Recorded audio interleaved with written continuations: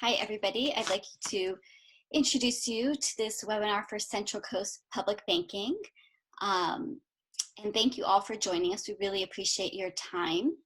And before, I guess we'll see if we can get our land acknowledgement from Val Lopez in just a moment. And before then, I'll recognize that there is a fair bit of rioting and protesting happening across the country right now regarding George Floyd. And so I want to recognize that. And I know that there are some public officials who are addressing that right now, who are intending to be on our call and who will not, because they are attending to issues in their town regarding that. And so I want to also just, again, really thank everyone for their time. And I'm not sure if Val Lopez is one of the callers right now, and I'm not entirely sure. So Val, if you are, please go ahead and unmute yourself. And otherwise, I'll pass this to Ellen. All right. Amamutsan Tribal Chairman Valentin Lopez was very honored to be invited to give the land acknowledgement for this meeting. He represents the Amamutsan Tribal Band, which doesn't have land at this time, but they have a land trust. And he sees the future of public banking as being very beneficial to tribes and tribal groups in the making, such as the Amamutsan Tribal Band. So People for Public Banking started in Santa Cruz, which is the Awaswas Mutsun territory, in just a little over 200 years ago. And we acknowledge that we're on unceded, occupied territory here. Thank you. Thank you, Ellen, for delivering that land acknowledgement. And so let's go ahead and get right started. So I really appreciate that. Justin Cummings, you are our mayor in Santa Cruz. Thank you so much for giving your time.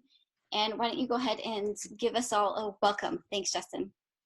Sure. Well, first, I'd like to thank you all for joining today, and thank you for the invitation. And I know we were all hoping to, be together in person, but given the impacts of COVID-19, I'm just glad to see that everyone was able to join remotely from wherever they are. And so I hope you all are doing safe and healthy.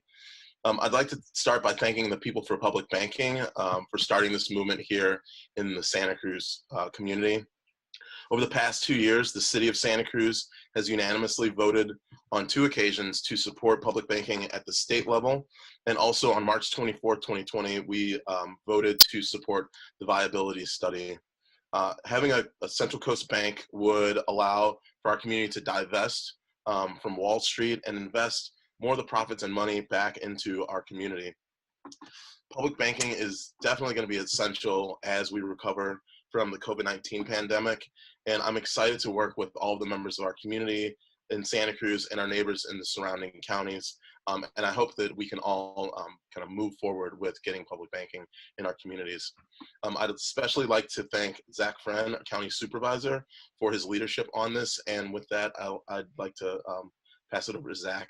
But before that, again, thank you to the People for Public Banking in Santa Cruz for making this possible and for bringing us all together today.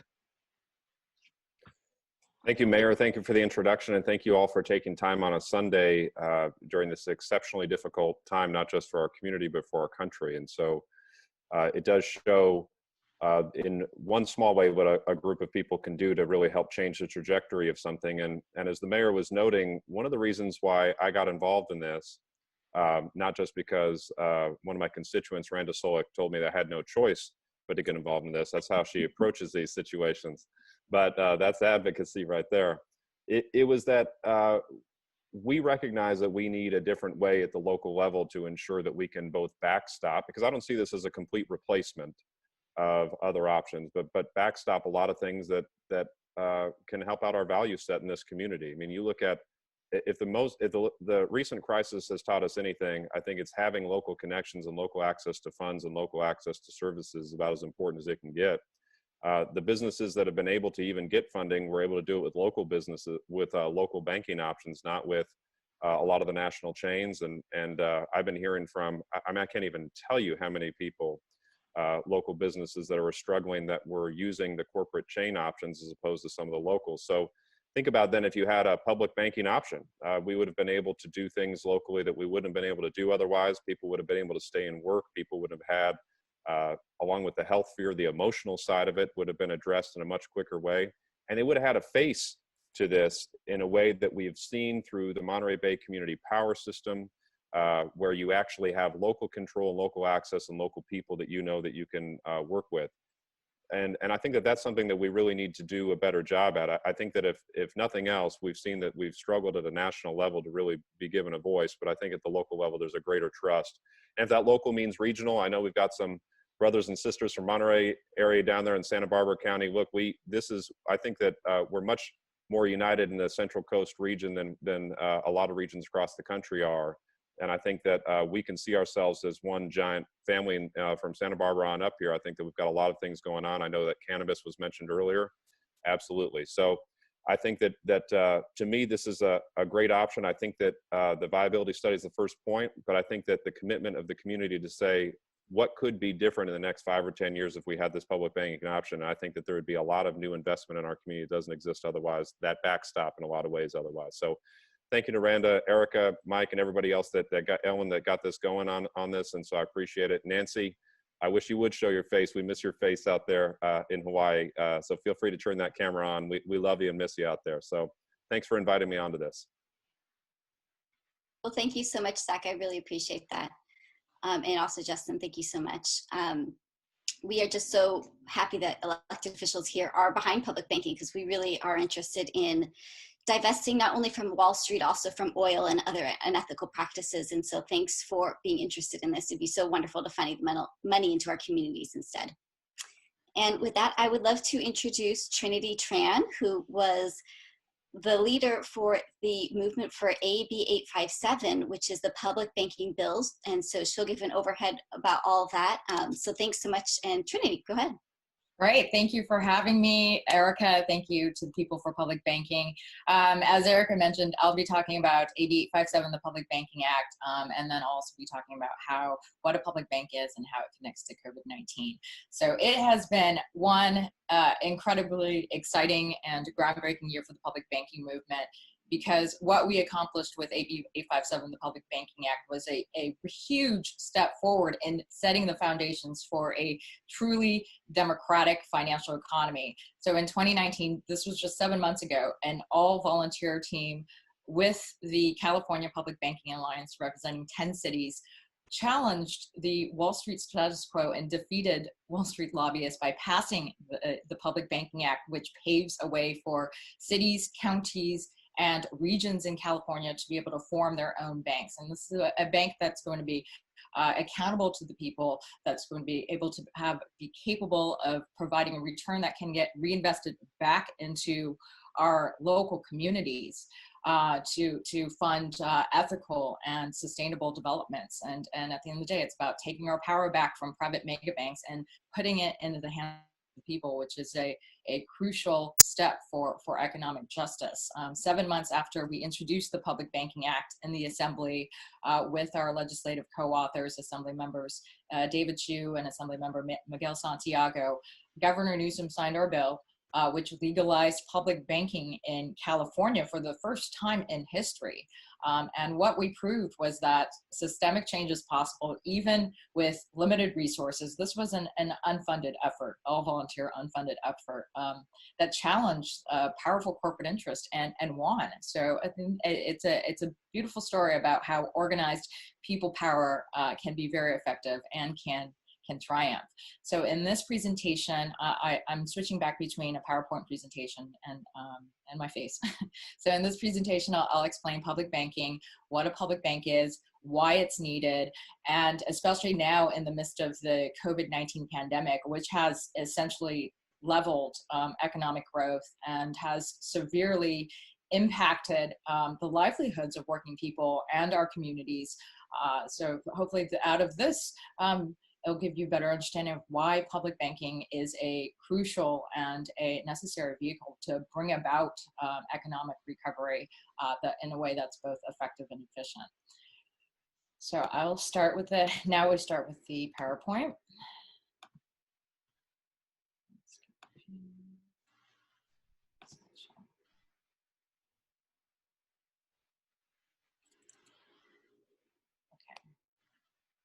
It's up.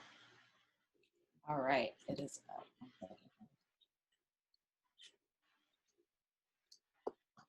Sorry, 1 second here. Okay, so a public bank, so you guys see the first screen. What is a public bank, right? You see the public Yes. screen? What Okay.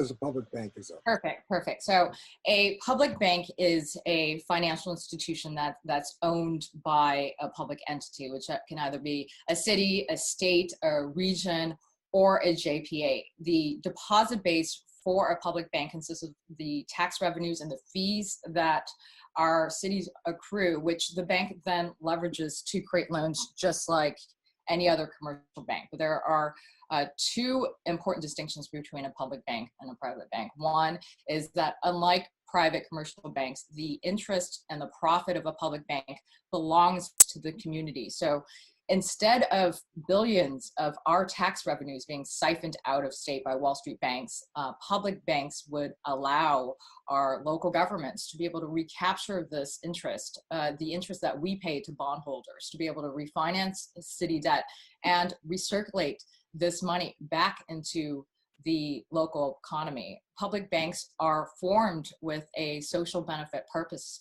and which means they're required to invest in and lend to the communities they serve. So, so we're back. So at the heart of public banking, you see my face now, right? Yes. Okay, perfect. At the heart of public banking is the idea of localism and local self-control, where deposits are made locally, investments are made locally, the decision process the decision-making process for investments are made locally. And that is the primary benefit of a public bank, is that it allows us our cities and counties to be self-sufficient, to be able to reinvest this back into our communities and redirect our public dollars towards addressing local needs like affordable housing, green energy infrastructure, small business loans. So the other distinction between between a public bank and a private commercial bank is that unlike private banks, public banks do not compete with community banks and credit unions. So similar to the Bank of North Dakota model, which is the only public bank in the United States, a bank that's offerable than Goldman Sachs and JP Morgan Chase, public banks will have a partnership relationship with the smaller banks, the community banks and credit unions. So we're advocating for wholesale banks, which means these are banks that would become the main depository for cities and regions. We're not competing for customers with commercial banks and credit unions, with community banks. And I'm sorry, we're not competing for customers with community banks and credit unions.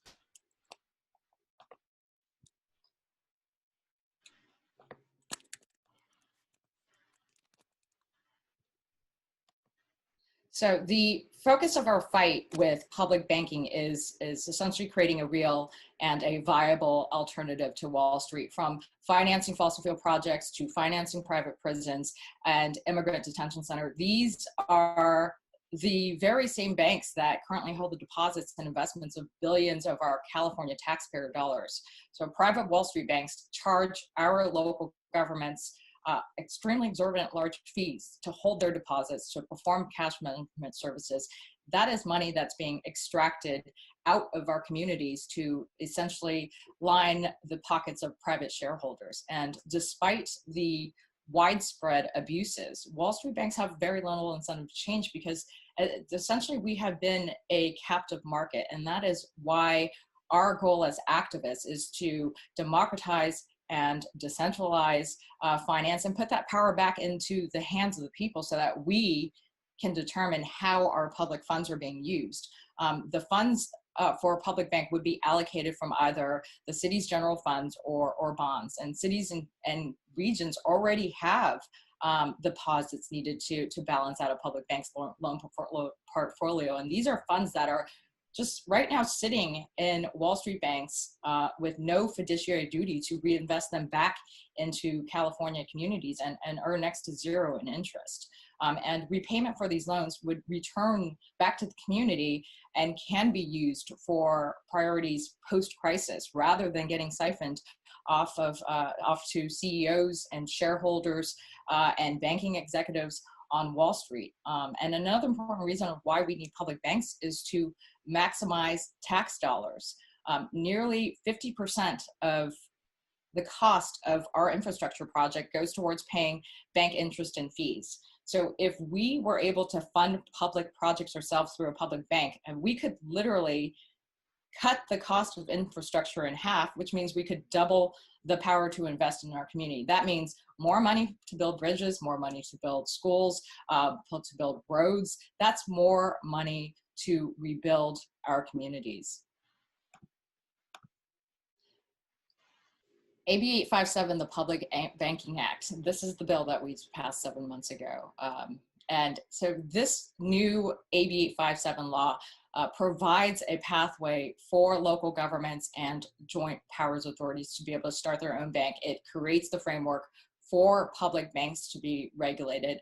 These public banks will have the same financial and regulatory requirements as commercial banks. AB 857 public banks, some like credit unions, will be exempt from taxes, and like public agencies will be subject to the Brown Act and the Public Records Act. That's going to help ensure that the banks are going to be run transparently. It's going to help with good governance and a real commitment to the public interest. The public bank oversight for the AB 857 public banks will be done at 4 levels. One, and it'll have an independent board of directors of the bank, and that's going to be part of the city's viability study or business, or which is also called a business plan. The second level of oversight is going to be done by the local agency owner of the bank. Third level of oversight is the California Department of Business Oversight, the DBO. And fourth is the Federal Deposit Insurance Corporation, the FDIC. AB 857, there's a multi-step process required through AB 857 before a public bank license is granted to a city, a county, or region. The first step is for a local agency to create that business plan or viability study, which you all have initiated already. And that business plan must be voted on and approved by the local governing body before it can be submitted to the DBO, then the FDIC. And this bill, the AB 857, was created as a pilot program, which means there are no more than 2 licenses to be issued a year, up to a maximum of 10 licenses over a period of 7 years, after which the DBO plans to conduct a study on what the public banking experience was like in the state of California. So the pilot program was intended to really help demonstrate the benefit of public banking for California. So once a successful pilot program is implemented, it's intended to make this law permanent so that all California communities can benefit.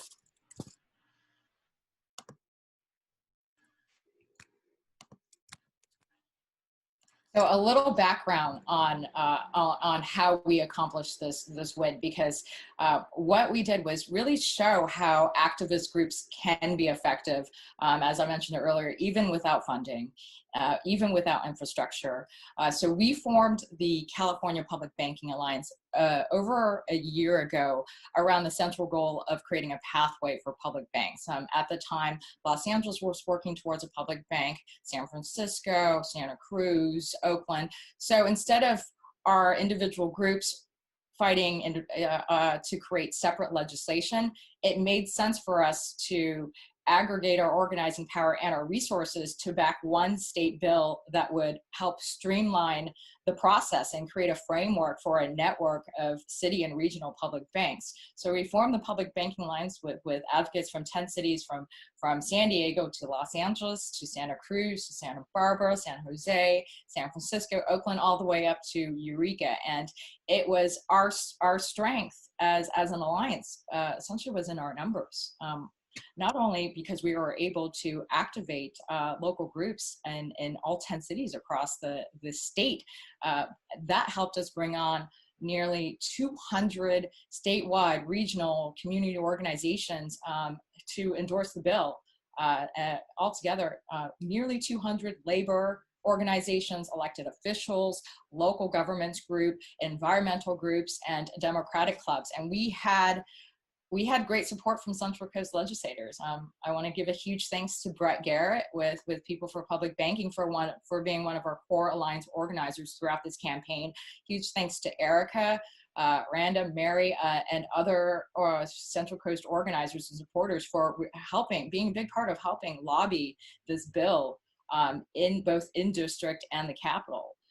So this was a truly people-powered effort, but in addition to that, we had support from Santa Cruz legislators like Assemblymember Mark Stone, Senator Bill Monning, Assemblymember Robert Rivas, Assemblymember Monique LeBone in Santa Barbara, Senator Hannah Beth Jackson. Those were some of the legislative supporters from the Central Coast who voted to move this bill forward through 6 committees, through 3 floor votes to eventually help achieve our win.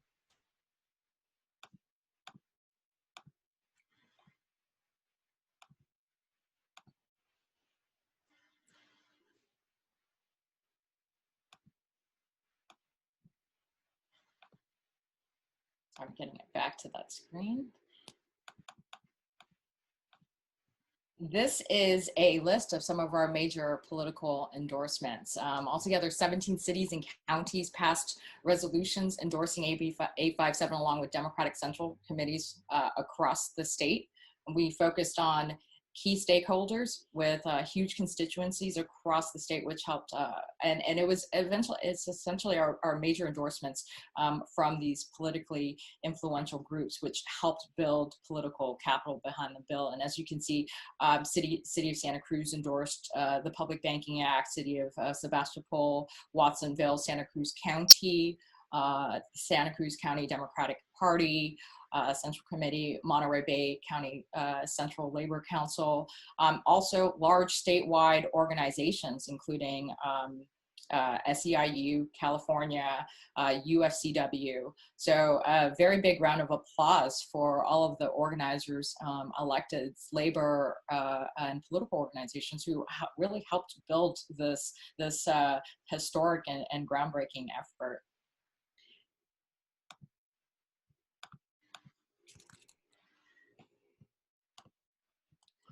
So we're now in this extraordinary moment that really calls for extraordinary measures. The COVID-19 crisis that we're in right now really presents a strong case for why we need public banks.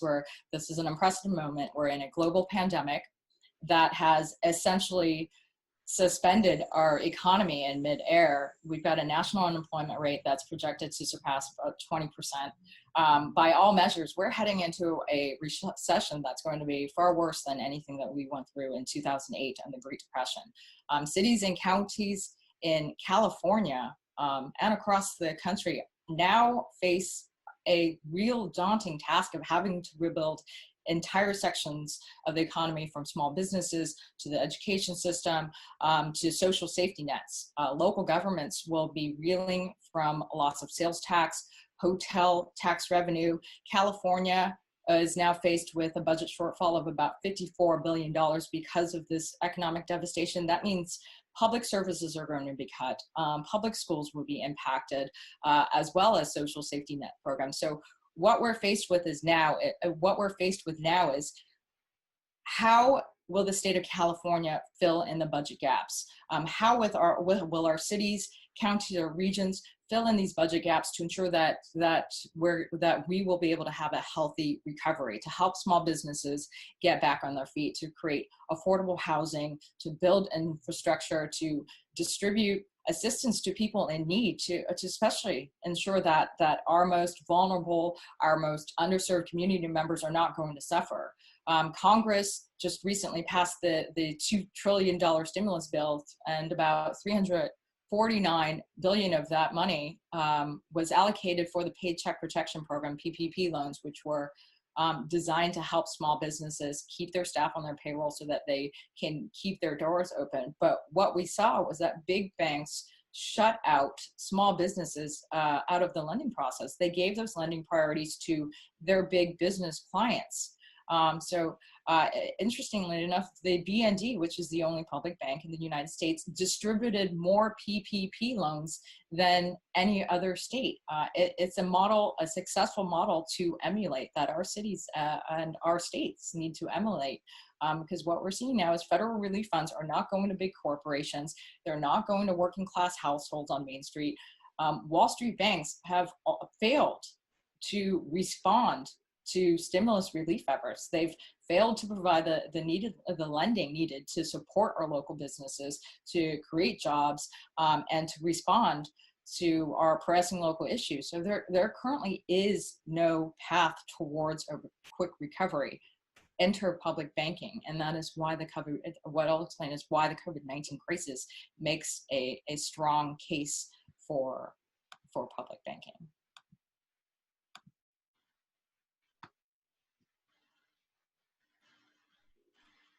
Okay, so public banks will help expand local government's recovery options, because these banks would be able to access Federal Reserve emergency programs, which currently are now only available to banks, So a public bank could use this capital or federal guarantee to buy and stabilize city debt.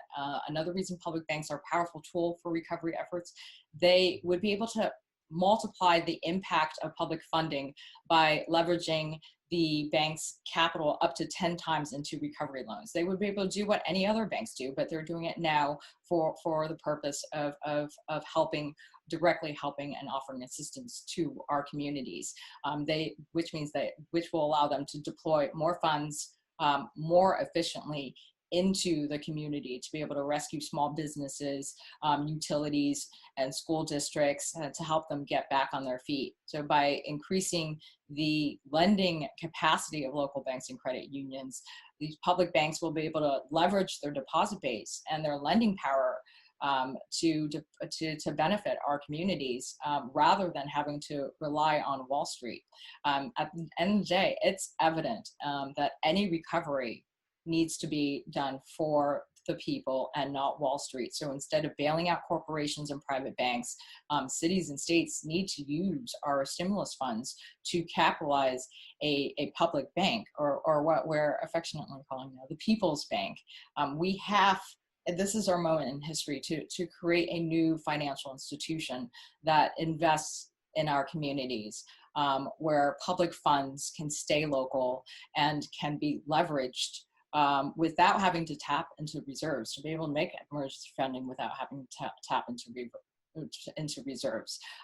So where our public funds can stay local and be leveraged and can be leveraged to finance the immediate recovery efforts that we so desperately need.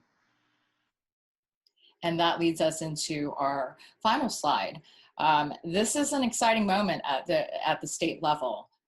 We're working with alliance organizers and labor groups right now to push a California state bank through Governor Newsom's task force and through the state legislature.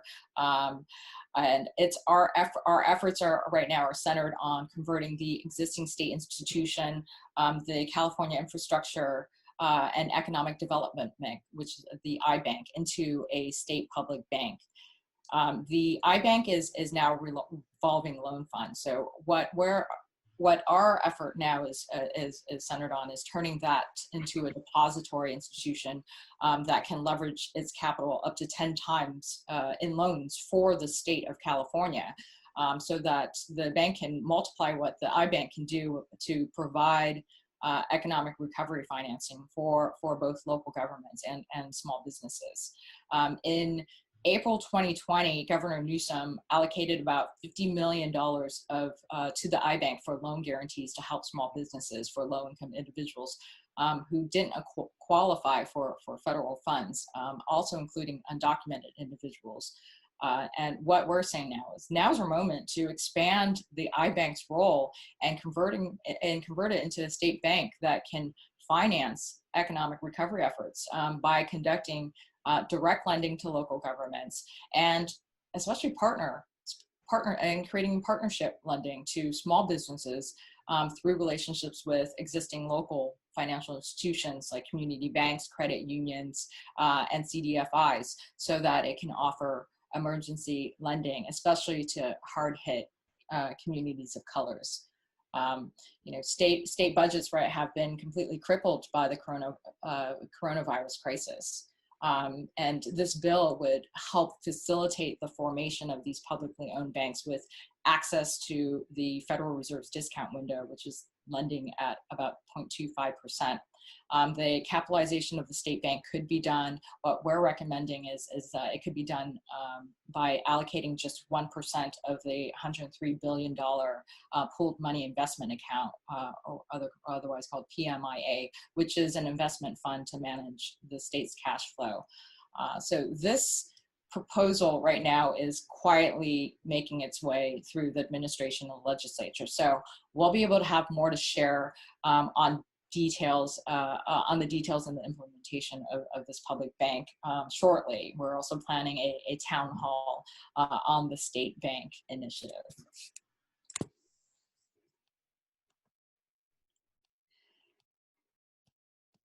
So that wraps up my presentation, but I just wanted to end and say, this is again such an exciting moment, because oh, you know what? I actually also forgot to talk about our federal legislation, which is truly exciting. So not only are we working on our municipal efforts from LA to San Francisco to East Bay to the Central Coast, we're somewhat triangulating right now, working on the regional, working on state bank, but there's also federal legislation right now that we're talking to two congressional offices, Rashida Tlaib and AOC, on a piece of federal legislation that would create a separate fund to enable states and municipalities to capitalize public banks. And this is truly exciting, because this would is potentially historical as the first federal public banking bill in the nation. So that is still in the works. We're actually also talking with PBI about potentially incorporating postal banking into that public banking bill. Postal banking, as some of you know, is utilizing the existing infrastructure of postal banks to be able to offer low-cost consumer services. So that is a potentially exciting movement that right now is still in talks. We're still working on finalizing that legislative language, and we hope to be able to update that soon. But we did create an Action Network petition calling on governors and state representatives to support the federal legislation to capitalize public banks. So please check out publicbanking.us. That's a new website that People for Public Banking's very own Brett Garrett put together. So that's publicbanking.us. A bit of background on our federal legislation is on there, as well as our petition, and including talking points on why we need to access federal funding to create public banks. This is such a thrilling moment for the public banking movement. California's victory, really did ignite a firestorm across the country, and inspired other states like Illinois and Colorado to create their very own public banking alliance. So there's now the Colorado Public Banking Alliance, the Illinois Public Banking Alliance. New York just, as of last week, introduced a bill to create a state bank. We formed the National Public Banking Alliance to be able to join forces to amplify the movement, and to build the national conversation with other grassroots organizers from across the country, to share resources, to create essentially a mutual support group network for all of our local initiatives. We're now working on creating national op-eds, as well as creating the first national public banking town hall. So this is truly our moment in history to fundamentally transform finance to create a new publicly owned system where capital and credit can be used to benefit the people and empower our communities. And we're excited about the momentum that is building nationally around the space. You know, at the end of the day, we do have the ability to create economic prosperity for all, but it comes down to controlling our money supply. We're in a current system of finance that's based on extraction, where profit and resources are drained out of our communities by these out-of-state Wall Street mega banks. So we're creating a public model where interest and profit stays in the community, it belongs to the people, and wealth gets reinvested. We think it's a common sense and logical step forward for financial independence. And you know, at the end of the day, to be able to create a sustainable, to create a regenerative future for not only Californians, but communities across the country, we have to take our monetary power back from private interests, outside interests, and that will be done through local control for public dollars. So with that, thank you, People for Public Banking, for having me. Excited to work with all of you on building not only, you know, regionally, supporting our regional efforts, working on the state bank, and then hopefully this federal legislation bill will come through and that will even ignite the firestorm even further. So such an exciting moment in history. Thank you. Thank you, Trinity. I have to say this virtual applause is thunderous, but we'll leave it at that level. Thank you. Thank you very much, Trinity. I really appreciate all that. And your efforts were absolutely incredible. It was really fun to watch the whole process unfold. So thanks again for all that. Thank you. And we will shortly, we're going to have some information from our own Randa Solick and Reed Geisreiter in just a moment. And they're going to talk about possibilities directly here in the Central Coast. And Randa and Reed are both Randa, I always say your name wrong, Randa, I'm sorry.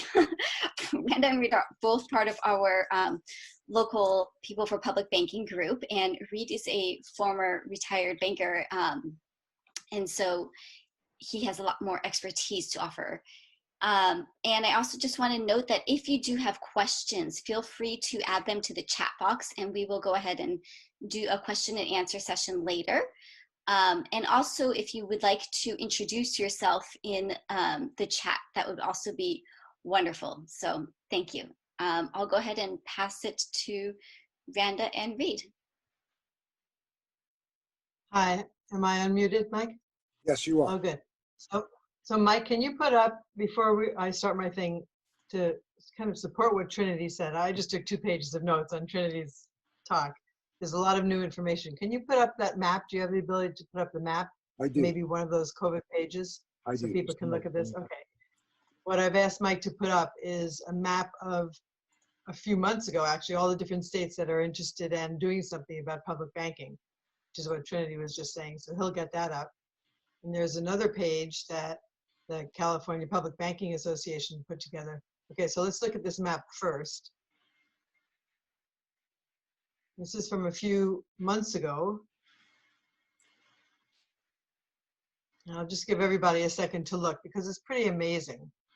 The key is on the right? So not all of these have established anything. Only North Dakota has an established bank. But these are the ones that are looking at feasibility studies. And these are the ones where people are starting to organize. And not only are these states happening like that, but also some of the cities within the states, just like Santa Fe or Albuquerque or Boulder. So it just gives you an idea of why or how it's spreading so fast. And now, as Trinity said, that the COVID emergency is laid on all the states and all the cities, why we really need this more than ever. Thanks, Mike. We have this available for anyone who needs it, or if you haven't gotten it, we can send it to you. And Mike, can you put up one of those COVID ones? Yes. This is, you're looking for the talking points or the summary? It doesn't matter. Either one of those says basically reviews what Trinity was saying. So one really wonderful advantage of having the California Public Banking Alliance is that we all have these resources available to us now. Are you seeing it now? Nope, still is the map. No, hold on. Second. Okay. Out of the way.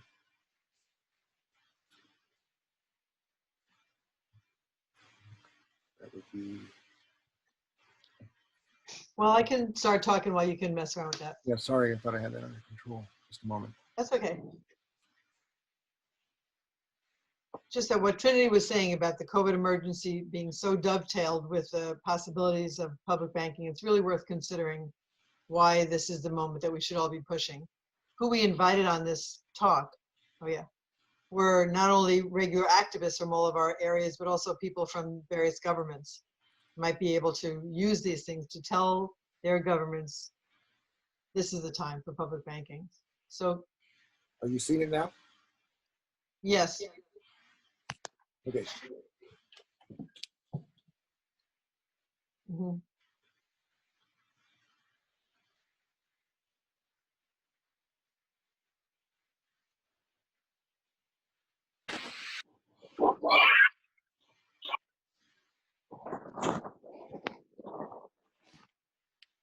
Thanks.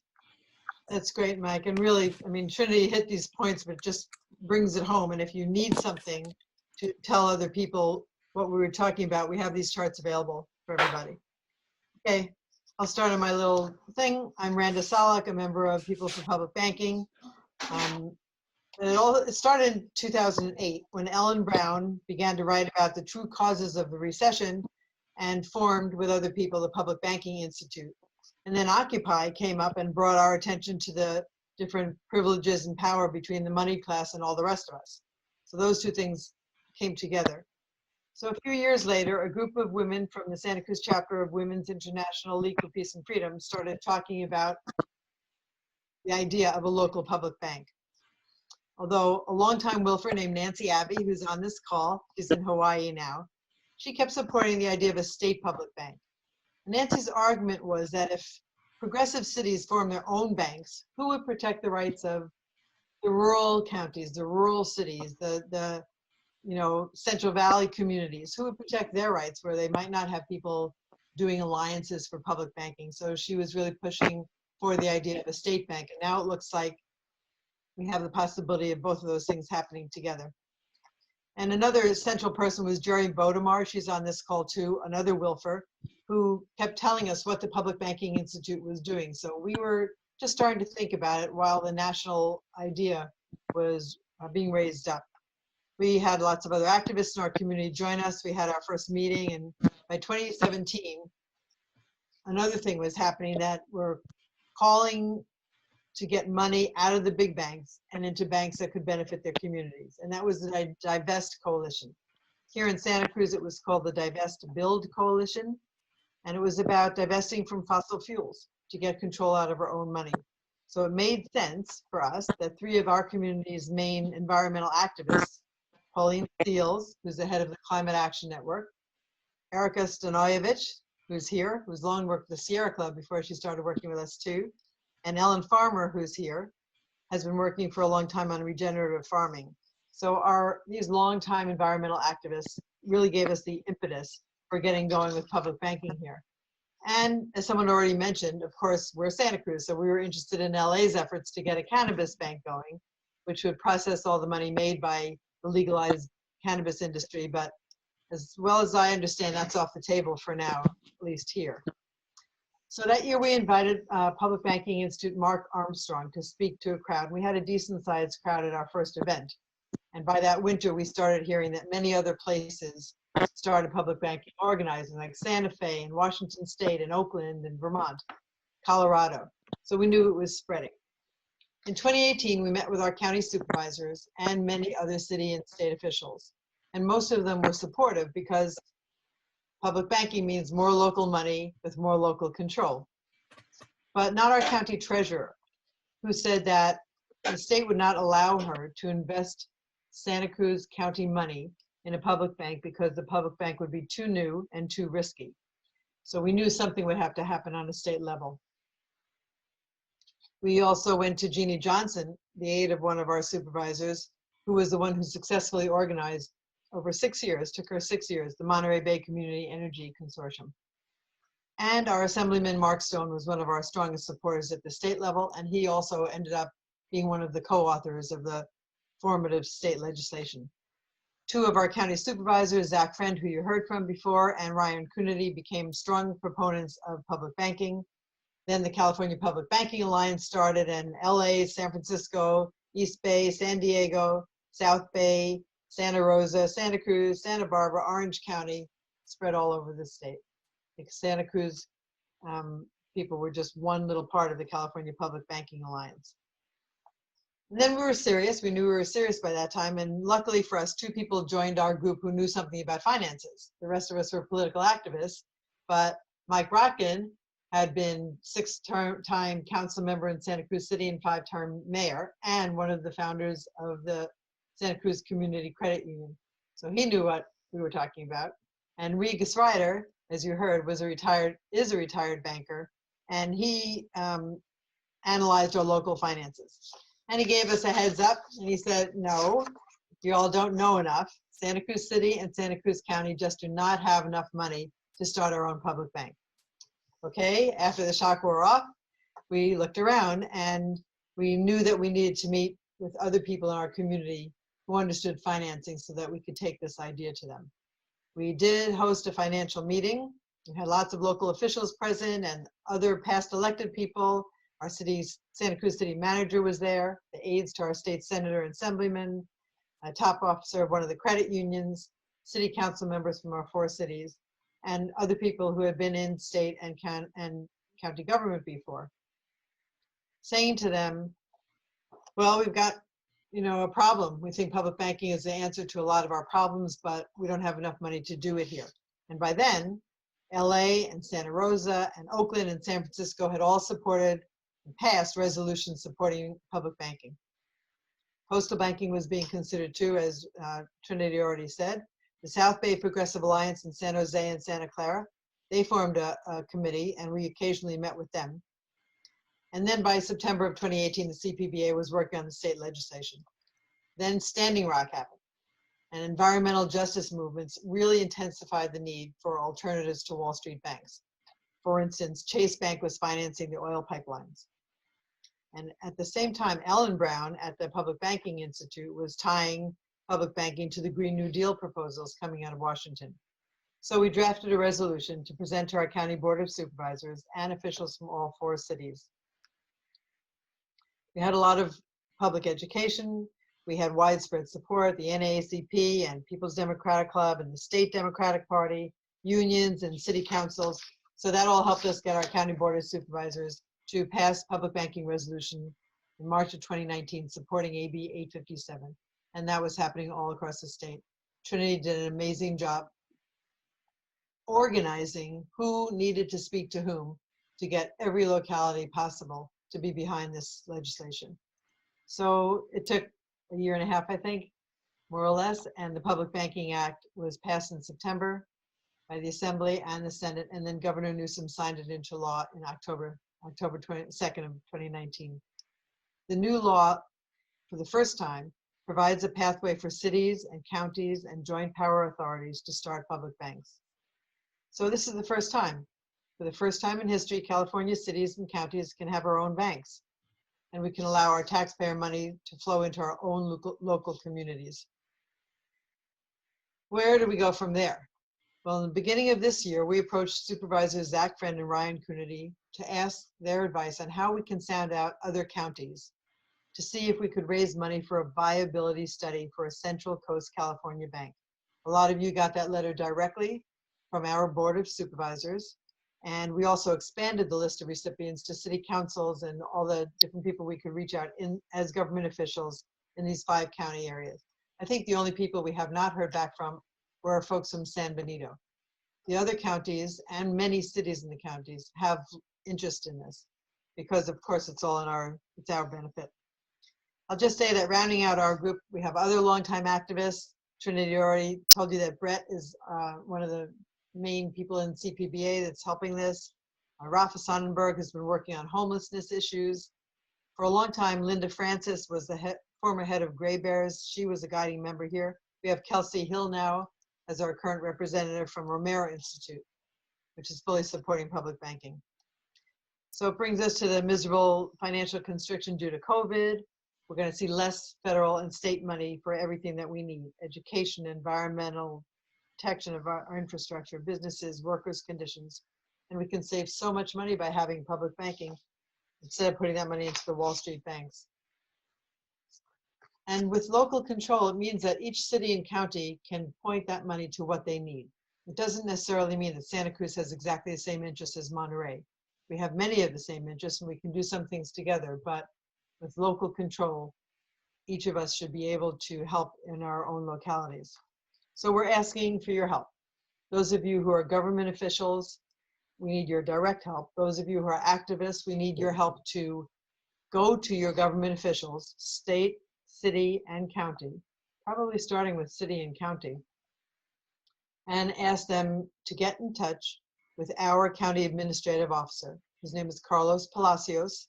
We'll have his information on at the end of this. Our county administrative officer is the one who is collecting this information for the Board of Supervisors. We need to find out if we can fund a viability study. Until Trinity talked before, I really didn't understand that a viability study is also a business plan. But I did understand it's way above the pay grade of most of us who really don't understand finances at that depth. So we have to pay somebody who knows what they're talking about to do this. And as I said, we have some people with us who can evaluate that kind of work. We can't fund a viability study by ourselves, but Santa Cruz County has offered to kick in $50,000 to start. That's not an absolute commitment. That's Right. the range that they're willing to consider seriously. Right, and Mike has been in touch with Zach Friend, our supervisor, Zach, who put that figure out there, is just saying, maybe this is something that in the range that our county can do, maybe the other counties can do that too, maybe the cities can put in some money, maybe we can get together what we expect to be about $250,000 to fund a viability study. It's still very up in the air about how much that would really cost, but it won't happen at all without the city and the county governments getting in touch with Zach Friend or with Carlos Palacios and saying, okay, we're behind this in some way. So I see Justin over there. He's the mayor of Santa Cruz City. And what an impossible time to ask the mayor of any city or any county officials to put in money for something. But this is having to take the long view, right? It's putting in some money now for something that could really have so much financial benefit for us in the future. And continuing benefit, the benefit that, we can offer our future generations some hope, that we have money to fight the climate chaos that's coming, that we have money to give farm workers decent housing, that we have money to deal with the horrible water issues that all of our counties right now are facing, the water table issues, that we have money to deal with homelessness. These are issues that go past our county. All of our counties are involved in this. And the money that we normally would have counted on from the state or the feds, even if we have a change of administration in November, is still going to be a long way away from coming here. But this is not so long away. This is something that can be done within a few years. I think Trinity once told us that the business office that has to approve this stuff would take about a year. So we're talking about a year or two that we have a little bit of time to try to gather these business plans and focus on what we would use them for. It's a hard time for everybody, but especially for our younger people. And this is one ray of hope that we can give them, that we can actually make this a place of hope for our future generations and say, look, here's some practical things that we can do that we need doing and that we can do right now. So that's the pitch. Now I'm gonna give you to Reed Geisreiter and he'll tell you about realities. Great, thank you. Good afternoon, everybody. As Rhonda stated, my name is Reed Geisreiter, fourth generation resident here of Santa Cruz County, and more particular to public banking. I retired about 2 years ago after a 25-year career with a local bank in town as regional president of that bank. So I do have a little bit of banking experience here in Santa Cruz County. I joined the organizing group here for public banking locally about 2 years ago. So today I want to talk about 3 points, and you're going to hear a repeat of what somewhat Trinity said, which I think is great, that our local group is aligning with our statewide group that So I think, which is great. So I think the 3 points I want to make: the geography for our local public bank, the fact that local public banking does not compete with local community banks or credit unions, and the financial safety of public banks. So those are the 3 points I want to make today. So first, as to geography, I think Randa mentioned this, that when I first joined this committee, we discussed at length the ability for the city and county of Santa Cruz to create its own public bank. We concluded that Santa Cruz itself was not large enough to create a public bank that's sustainable. So we turned to a regional approach, i.e. a Central Coast public bank, consisting of Central Coast counties and cities, possibly following the model of the Monterey Bay Power that's been very successful. And this could possibly achieve the size necessary to create a viable public bank. Another option, of course, is joining forces with Silicon Valley jurisdictions. Some folks who are on the call today are from there as well. And of course, as Trinity stated, a statewide public bank is also an option. Our local organizing committee is open to these possibilities, but we would prefer a model that includes some local control in the governance structure of whatever is created. In any case, a robust viability study is needed to prove out the sustainability of whatever model moves forward. So my second point, as to the non-compete nature of a public bank. Trinity mentioned this, but I think it's important to mention it again. The public bank will not compete with local community banks or credit unions. Quite the opposite. The public bank would partner with local banks to provide funding. For example, if a local bank did not have sufficient lending capacity to fund a local project or local business, the public bank could provide some funding.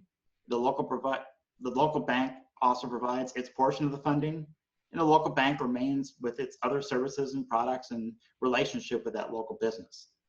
The public bank would not generally be engaged in providing services to consumers. And I think that's really an important distinction, that we're not here to compete with really quality local banks that are in our community or credit unions that are very well qualified to provide those services. So my third point is the safety. We've heard that there's some questions about the safety of a public bank. And you've heard about the benefits today from other folks on the call about the benefits of the public bank.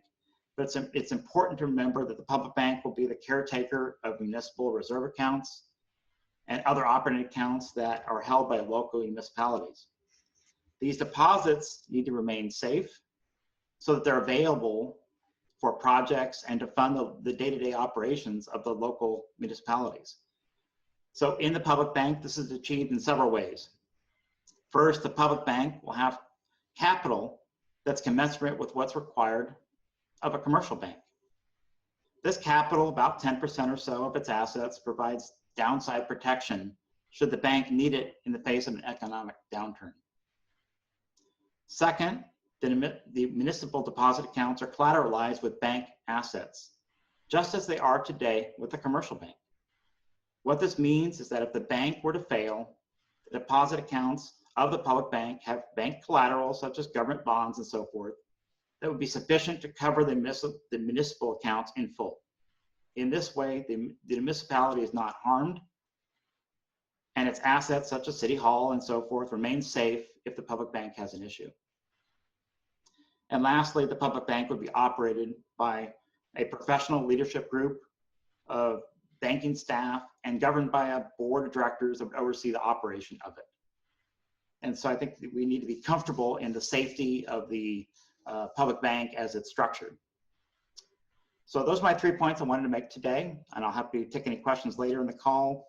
And I'll now turn it back to Erica, I think is going to run us through some questions. Thanks so much, Reed and Randa. Really appreciate you guys giving that presentation. Yeah, so we'll go ahead and move on to questions and answers. I have a few that I've caught through the chat that I'll just kind of quickly answer for a few that I can quickly answer, and then we'll go more in depth to questions as well. Feel free to start using that raise hand feature. If you click on the participants, you can put a little raise hand on yourself. And that's another way that we'll do our best to navigate the questions and answers. All right, so just a few that have come up are school districts. Can school districts participate? And The answer is yes. And, well, we'll see. It's a combination of yes and we'll see. The school districts undoubtedly will have their own requirements about how they invest. And so there may need to be some language for the school districts regarding their investment policy. And a piece of that is, of course, the viability study. Everything, most things right now really point towards moving towards a viability study, and that will answer lots and lots more questions. Yair, you had a question about how soon this can happen. If the route of a state bank through shifting the iBank, the current infrastructure bank of the state, into a more full public bank, that route might be quicker. If and Sarah, answering your question there, yes, that I believe that would count as one of the 10. Sarah had a question about if the iBank, if that would be No, count. that wouldn't count. That, yeah, the iBank would be, that's its own initiative. That's not part of AB 857. Oh, it's not. No, AB 857 is directly, specifically targeted for cities, counties, and regions and JPAs. So Thanks so much. the state bank is its own entity. Awesome. Thanks so much for clarifying, Trinity. I really appreciate you being here to clarify. And so, where was I? Oh, and then so the other banks, it will take us the time. It will take us time to get the viability studies done and to determine the governance structure. And of course, the governance structure really needs this. It really needs community participation so that we can have a well-rounded, transparent, and ethical government structure that we all feel comfortable with. Thank you. And Gary had a question about being in the queue, where banks are in the queue, because there's 7 slots or 10 slots in 7 years. And nobody has entered the queue yet. First, we have to get that viability study done. Some regions are working towards that. We definitely have a shot of getting up there into that queue as soon as we get a viability study done. And there's also a question about capitalization, and that will again be figured out a lot in the viability study, as well as just there are a lot of sources of funding out there that are around in our counties, and I'm going to leave other people to answer the capitalization question a little more thoroughly. Reed, do you want to take a stab at the capitalization, or would somebody else like to, maybe Trinity or Reed, want to take a stab at the capitalization? So go ahead and repeat the question if you could. Well, or capitalization and collateralization of the banks, where that will come from. Oh, Trinity, you want to talk about where it'll come from? I could talk about how it works, but you want to talk about where it might come from? Unmute myself. So as you mentioned, Erica, where it comes from, it's going to differ per cities, and that is going to be figured out through the viability study / business plan. But the collateralization, all the banks are 110% collateralization.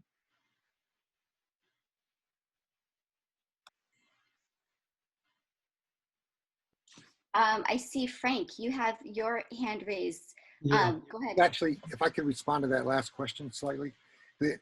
Right now, cities and counties have to provide both capital but more importantly, collateralization for any kinds of loans that they issue or other kinds of efforts. And that's happening now. The point is they provide that to some large bank, a Wall Street bank. So it's not that we couldn't figure out where you might get. And you often end up putting up public entities like the Civic Auditorium in Santa Cruz or something as collateralization for those kinds of loans. So it's not something that cities don't already do. It would just be putting it up for this bank rather than for a bank that we would do it for otherwise now. I just wanted to follow up with the question of capital with Trinity. The state public bank that we're working on now, would that be able to use, the state has to filter federal funds down to local communities. I presume that's part of their job. And would some of those funds be able to serve as initial capital for local community public banks? That's the idea. So the idea behind the converting the infrastructure of the iBank to a state public bank is taking about 1% of that PMIA money, that pooled money investment account, which is an investment fund that manages all the state's cash flow. But the idea behind it is that you just utilize it, capitalizing it with 1% of the PMIA, the 103 billion in the PMIA, will then allow this California state bank to lend directly to local governments and potentially local city and regional public banks. Okay, but the PMI funds are state funds already, right? Yes. PMI, yeah. 20%. It's 20% local government money, and then I believe it's 80%. 80% is state revenue, and then 20% of local government funds. You know, we were actually talking to Fiona Ma on the phone the other day. So the 20% we can't touch, but the 80%, that's the pot of money that would be used to potentially capitalize the state bank. Okay, so that doesn't have anything to do with the federal money that's supposedly coming to us. Yeah, so that's part of the petition that we're working on right now, is to enable states and municipalities to use the federal stimulus funding as tier 1 capital to be able to capitalize public banks with that money. Okay, thanks. I'd like to take a moment just to recognize any public officials as well who are on here. Rebecca Garcia, the Watsonville mayor, was on for a while. Thanks, Rebecca, for joining us. And Joan Hartman, I believe, was on, the Santa Barbara County Supervisor. Thank you also, Joan. And Dr. Lisa Berkeley from Marina City Council. So thank you, elected officials. And those of you who have any input about where your city or county is, please let us know. Yeah, and then I believe I saw a hand raised from Dana B. So I'm going to ask you to unmute yourself and feel free to ask your question. Okay, I'm kind of rolling in new to all this, but I don't understand the flow of capitalization, money coming in, how it flows to the different parts. And I'm just thinking that at some point in time, it would be really helpful to have some kind of diagram, flow chart, or something that explained all this. And I'm also interested in, once I understand how the money comes in, where the money comes from, is who approves where the money is going to go, what projects are going to be approved, and who's going to oversee that. So I would just like to understand those relationships at some point in time. Thank you. It's perhaps starting at the back end of it. Let me answer the last part of your question. Right now, if a city wants to have a large infrastructure project, an affordable housing project, or a bridge, or something like that, you don't have enough money currently, and you decide you're going to finance this over time, you go to a Wall Street bank, because it takes that level of funding, and you float bonds for your project. So basically you announce this project that you're going to build, you borrow the money for it, there's charges for setting this whole arrangement up, for finding investors who want to buy these bonds. They're often tax-free municipal bonds. And then over time, the city pays those bonds, pays off those bonds to the investors, so they get their money back with interest on it, which is why they invested in it in the first place. And so that, at this point, like, instead of a city going to a Wall Street bank for this service, they could go to this public bank. They would have a lower interest rate because they're not interested in maximizing profit. They're interested in making sure that the community benefits from the loan that goes on. And to whatever extent there'll be certainly a charge for the service or something, but it's going to be at a reasonable kind of level. So the city or the county that wants to float this bond would benefit from this process in terms of how it works. Does that answer the last part of your question? Well, so, not exactly. Yeah, but anyway. And the board of directors of this bank, there'll be professionals running like any other bank, making decisions about various kinds of loans. So again, it's not consumer loans. It's not like you're going to go in there for a car loan, but a city or a county that wants to borrow money for a project or make something like that happen would apply and say, we're interested in taking out a loan of a certain amount of money. They'll have to figure out whether the city is financially stable enough to be able to repay the loan like any other bank would do. They'll ask for some kind of a collateralization in case it all falls apart for some reason. So you'd have to come to the city or county, as they do now, would have to come up with something to backstop this in case things go badly. And they would basically get that loan, and that's how the money would be distributed. And this bank, its staff and its overseeing board would set policy about what kinds of things they want to loan money for and what things they don't want to loan money for. And they want to make sure, of course, they only loan money where it's going to be secure and they're going to have a reasonable rate of, that it will actually work and they'll be able to pay the money back. And that's how. So the only difference between this a public bank and a Wall Street bank is that instead of the profits from this process going into the pockets of the owners of the bank, the investors, or their top executive staff, it basically returns to the community by going into the community bank as a whole. Okay, thank you. Well, I understood that part of it, but thank you about the board of directors making the decisions and about policies that would help guide them through these decisions, I suppose. And it would just be nice to know what the community input is going to be to those decisions and policies. Thank you, Dana. I'll just add, Go ahead. Go ahead, Erica. Sorry, I'll just add that it's really, that's where the governance structure comes to matter, and we really need public participation through this whole process. We're in the beginning stages. We, as involved citizens, need to be involved in writing the governance structure so that people's interests are really and the planet's interests are really what's represented, not corporate interests and not, just politicians' interests. So I really hope you're involved this whole time so that we can form government structures that work for everybody. Did you want to add something, Randa? No, Yeah, that's good. Thank you. Well, there's more though, Dana, because I know there's from a lot what I more. understand, well, from what I understand, and Trinity can tell me if I'm wrong, those governing boards are elected, quite unlike a private bank. And I might be wrong. Am I wrong, Susan? I see you saying no, they're not. See, Susan Harmon here is from Oakland Public Banking. Oh, is she? Can you unmute yourself, or can someone unmute her so she can talk? Can you talk?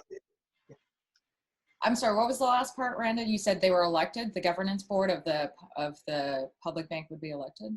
Is that what you said? That's what I understand. Is that right or not? I think that's an open question. It can be either or. You could have a board, for example, that had a number of directly elected members, but it also might have a number of people who represent the counties who made the initial investment and so forth. So you could look at something like Monterey Bay Power as potentially a model of this. That's one where basically it's a joint powers and those various counties run it. We would probably be more interested in something that had a combination of something like joint power with some directly elected just citizens who are interested in this and would run on a basis of, making clear what their priorities are and so forth. But there's not a set structure at this point, but it's open to the Brown Act. So all the meetings have to be open and in public. So everybody sees what's going on. And that once we get a viability study, that would be followed by a discussion about, well, exactly how would this be structured? Who's going to participate? And to what extent do they have representation on this body that makes these decisions? Yeah, Okay, thank you. As Mike mentioned, it is the AB 857 public banks are subject to the Brown Act and the Public Banking Act. So that's going to help ensure that these banks are going to be transparent and with good governance structures. So if Susan Harmon's on the phone, it'd be great to have her input, because I know the East Bay Public Banking Group actually took some time to create a pretty extensive governance structure for their regional bank. Susan, are you on? Yeah. I don't think so. Okay. Hold on. I see. No, not muted. She has to unmute herself, I think. Susan, unmute yourself. Well, the capital. That document can be shared afterwards, I think. Is it my turn? I'm sorry? The capitalization of the bank determine how capable it is to lend money out, So during the viability study, do we have to court different entities such as the Teachers Association to put in their pension fund? Because initially we are depending on the federal government and the state government throwing money in, but it has to grow in order to be able to lend. So I don't know to what extent the viability study will have to do anything in courting the partners to join. Thank you, Sylvia, for your question. Regarding school districts and other entities, I think the viability study will determine maybe a percentage, I don't know exactly, but maybe a percentage that would be able to participate. And indeed, I think that some community support asking school districts to go into this route would be welcome. So that way school districts are more interested in participating. And they might need to look at their investment policies to make sure that they are able to. I also really want to quickly recognize, we also had Das Williams, I'm sorry if I'm pronouncing people's names wrong, from Santa Barbara Supervisor. And we also had people from the Monterey Peninsula Water District, George, Billy, and Molly Evans. Thank you also for joining, because obviously water districts really have a lot to benefit from public banks as far as infrastructure loans. So thanks for joining us. Erica, can I say something about two things about school districts? So I'm a retired teacher, right? And I have two close people who are still teaching. School districts are so worried about being completely strapped that they will more likely be our clients than anything to invest. But the teachers' pension fund, STRS and PERS are the two largest pension funds in the country. If we have a viability study that forms us a secure bank, then there's a possibility to look at them for investing in it. The actual school districts themselves they're just state entities, they're little branches of the state, and they're going to need a lot of money. They're totally being, they're worrying right now that over the next 3 years, even with Newsom's best intentions, that they're going to be completely floored as far as their finances go. So although they might want to well be customers, I think it's the pension funds that could put in some money. And Trinity, I'd like to know what you think about that. But first I want to ask Susan, did you figure out a way to get unmuted, Susan? She just wrote in the chat. Oh, you just said no? Oh, that's good. She's unmuted. Go ahead, Susan. Why talking, Susan? Did you hear me? Yeah. Can you hear Yes. Oh, now I hear you. Oh, wonderful. I wanted to say two things. One, talking about governance, the East Bay Public Bank Group did an extensive, thorough governance plan a few years ago, and we're happy to let anyone steal it. It's pretty thoughtful, and it's holding up well. It's on our website, which is publicbankeastbay.org. I also wanted to say something about collateralization. Probably the easiest way to do that is to get a letter of credit from the Federal Home Loan Bank. So that is essentially, we would essentially rent money. And it would cost something, obviously, but it does solve that problem. What is it called? The Federal Home Loan Bank? Federal Home Loan Bank, San Francisco. Thank you, Susan. And I would love to hear from Nancy Abbey. So Nancy, if you want to, looks like you're unmuted. If you would like to ask a question or say something. I would like to say something. And I would honestly put myself,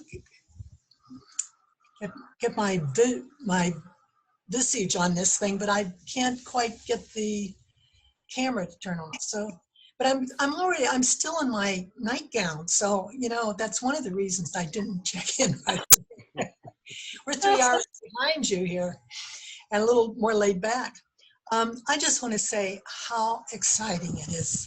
It's really emotional for me because to have been with you guys in the beginning and to have been so excited about this, and it seemed like something that was so reasonable and so wonderful, but just almost out of reach. It was hard to believe we could actually do it.